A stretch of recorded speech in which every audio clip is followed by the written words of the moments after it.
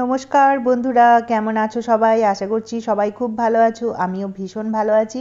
ঘড়িতে বেজেছে 4:30, ভোর 4:30। আমি কিন্তু আজকে উঠে পড়েছি খুব তাড়াতাড়ি, কারণ আজকে হলো একটা বিশেষ দিন আমাদের সবার কাছে।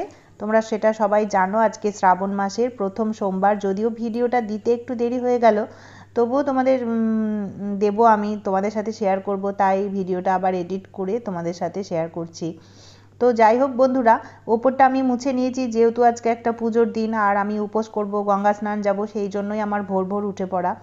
তো আমার যে কাজের দিদি আসেন আর কি, তো উনি নিচেটা মুছবেন আজকে, আর ওপরটা হচ্ছে সপ্তাহে 2 দিন মোছা হয়।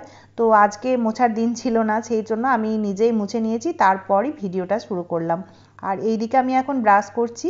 ব্রাশ করার পর জামা কাপড়টা ধুয়ে নেব এবং গাটাও ধুয়ে নেব, তারপর যাব গঙ্গার ঘাটে। আর একটা জলের জায়গা নেব, গঙ্গার জল কিছুটা নিয়ে আসব।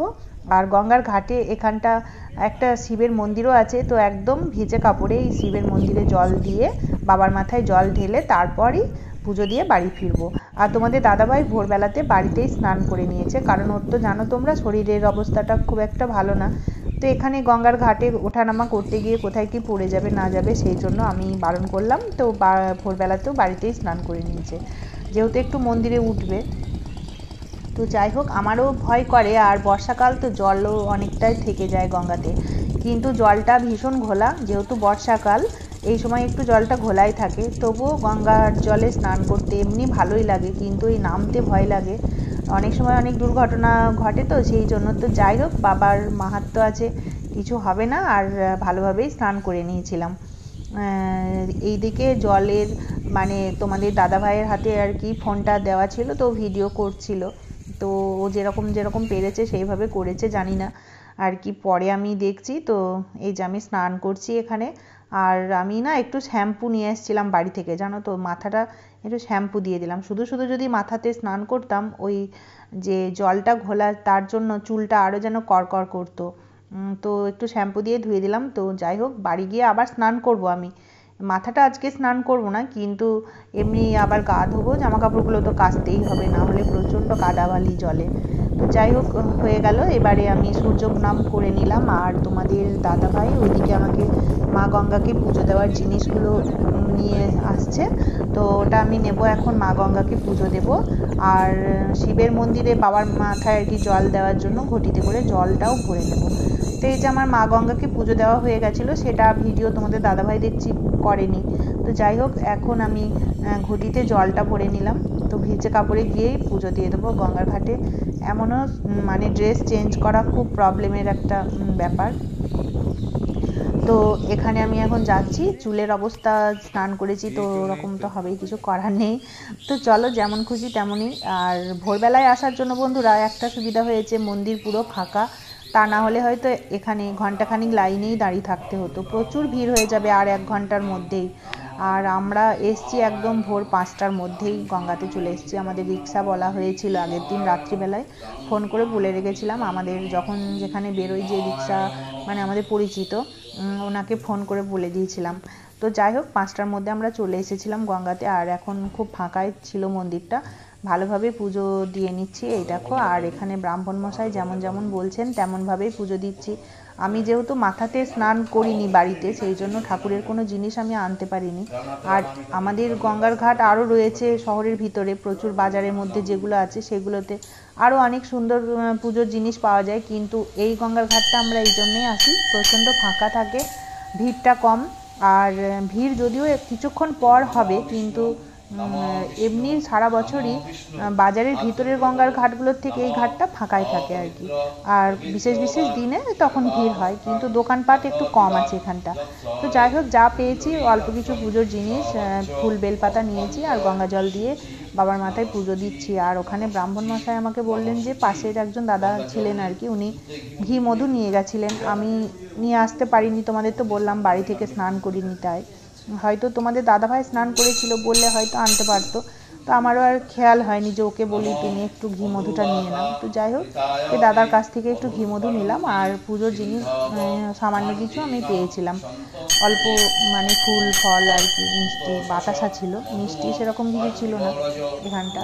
তো যাই হোক, সেগুলো দিয়ে পুজো দিলাম আর গঙ্গা জল দিয়ে, আর বাড়ি গিয়ে আবার আমার ঘরের ঠাকুরের পুজো করব। তো এই দেখো হয়ে গেল।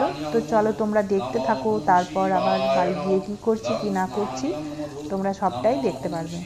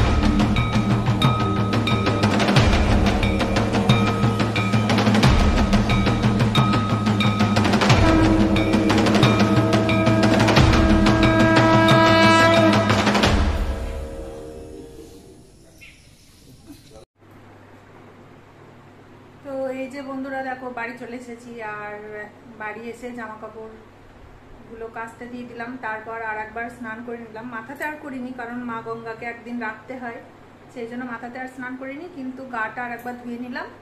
ধুয়ে টুয়ে এবারে যাব ঠাকুর ঘরে। ঘরে নিজের যে আমার শিব আছে, তারপর অন্যান্য ঠাকুরের যেরকম পুজো করি, তো এখন গিয়ে পুজোটা দিয়ে নেব। তো চলো, সব কিছু না দেখালেও অল্প অল্প পুজোটা দেখাবো, না হলে ভিডিও অনেক বড় হয়ে যাবে।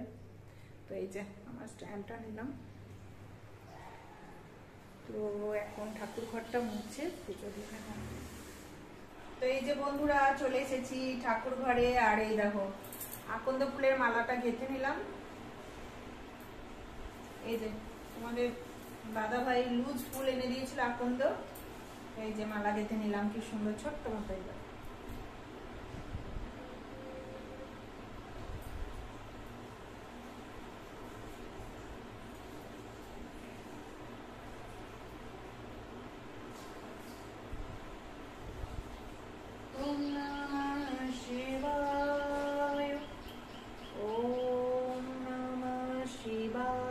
তো এই যে বন্ধুরা, এখানে আমি আমার ঘরের যে শিব ঠাকুরটা রয়েছে তা তো ওনাকে স্নান করাচ্ছি, আর ঘরে আমার সব কিছু রয়েছে, ঘি মধু, তোমাদের দাদাভাই ঠাকুরের জন্য দুধ ফুল ফল মিষ্টি এনে দিয়েছে। তো সামান্য কিছুই আর কি, সেরকম কিছু না, কিন্তু যাই হোক মোটামুটি একটুখানি আনা হয়েছে, কিন্তু ওই গঙ্গার ঘাটে নিয়ে যেতে পারিনি, শুধুমাত্র স্নান হয়নি বলে। আর অত ভোরবেলা তো বাজার দোকান সেরকমভাবে খুলবেও না, বাইরেও পাইনি। তো গঙ্গার ঘাটে ওই যেহেতু আজকে পুজোর দিন, তাই ভোর ভোর একটু বসেছিল বলে যাই হোক পেয়েছিলাম অল্প কিছু, তো ওখানকার মতো হয়ে গেছিলো। আর এই যে বাড়িতে আমার আকন্দের মালাটা গেঁথে নিয়েছিলাম, আর এই রজনীগন্ধার দুটো মালা আজকে আবার নিয়ে এসেছিলো তোমাদের দাদাভাই। তো একটা যে শিব ঠাকুরকে পরালাম, আর একটা আমার মা লক্ষ্মীকে পরিয়েছি। আর গুরু পূর্ণিমার দিন দুটো মালা এনেছিল। তখন একটা শ্বশুর বাবার পিকচারে দিয়েছিলাম, আর একটা ঘরের একটা মানে শ্রী শ্রী রামকৃষ্ণদেবের যে দক্ষিণেশ্বরের ঠাকুরের মূর্তি ছিল সেটাতে পরানো হয়েছিল। তো এরকমভাবেই করে থাকি, যখন যে ঠাকুরের যে দিনটা থাকে সেই দিনটা সেরকমভাবে আর কি কেনা হয়। একসাথে তো সব পিকচারের ফুলের মালা কেনা সম্ভব হয় না, তো এরকমভাবেই করে থাকি। তো আমার পুজো হয়ে গেল, শিবকে স্নান করানো, পুজো দেওয়া, তারপরে এই যে আরতি করছি, তো সেটাই তোমাদের সাথে শেয়ার করছি। তো একদম খুঁটিনাটি সব কিছু দেখালাম না, কারণ এমনি ভিডিওটা বড় হয়ে গেছে। জানি না তোমরা কে কতক্ষণ দেখবে।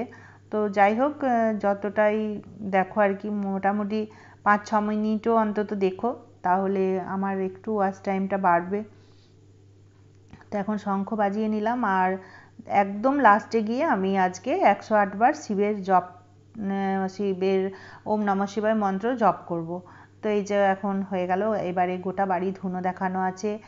তুলসী মন্দিরে আমি পুজো দিয়ে চলে এসেছি, এখন ধুনোটাও দেখিয়ে দিচ্ছি লাস্টে। এই দেখো, আমার তো ধুনোর গন্ধ এত ভালো লাগে, তোমাদের কি বলবো বন্ধুরা। আমার ধুনো দেওয়া হয়ে গেল, এবারে আমি 108 বার ওম নমঃ শিবায় মন্ত্র জপ করব, তারপর আমার পুজো সমাপ্ত হবে। তো চলো এখন করে নিই, আর ভিডিওটা এখন বন্ধ রাখছি কারণ অনেকটা সময় লাগবে 108 মন্ত্র জপ করতে। তো চলো, আমার পুজো কিন্তু কমপ্লিট, তোমাদের একবার দেখিয়ে দিই।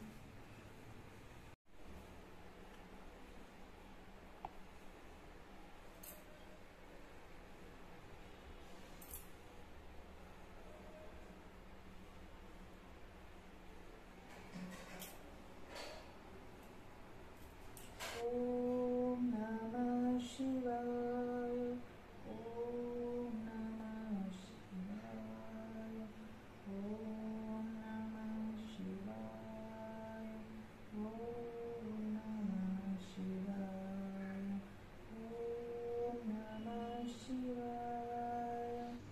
তো যাই হোক বন্ধুরা, তোমাদের অল্প একটু দেখালাম আমার জব করাটা। তো এখন প্রণাম করে নিলাম, আর 108 বারই আমি জবটা করলাম। তো পুজো আমার হয়ে গেল বন্ধুরা। তো তারপর এখন একটু চা খাবো, আর আপাতত এখন উপোস থাকবো। তারপর দেখি সাবু টাবু, ফল সাবু এসব খেয়েই থাকবো আজকে। তো সেটা এখন না, দুপুরে হয়তো একবারই খাবো, বা সন্ধ্যের দিকেও খেতে পারি, জানি না কখন কি করব, শরীর বুঝে করবো আর কি। তো চলো, এখন দুধটা আর এই মিষ্টিটা ফ্রিজে ভরে দিই। ফ্রিজটা আমি আগেই মুছে রেখেছি। আর এই কয়েকটা দিন আমাদের মাছ মাংস ডিম কিচ্ছু হচ্ছে না, নিরামিষই চলছে। 2 দিন 3 দিন বোধহয়, শনিবার থেকে। তো ফ্রিজ একদম নিরামিষই আছে সব কিছু।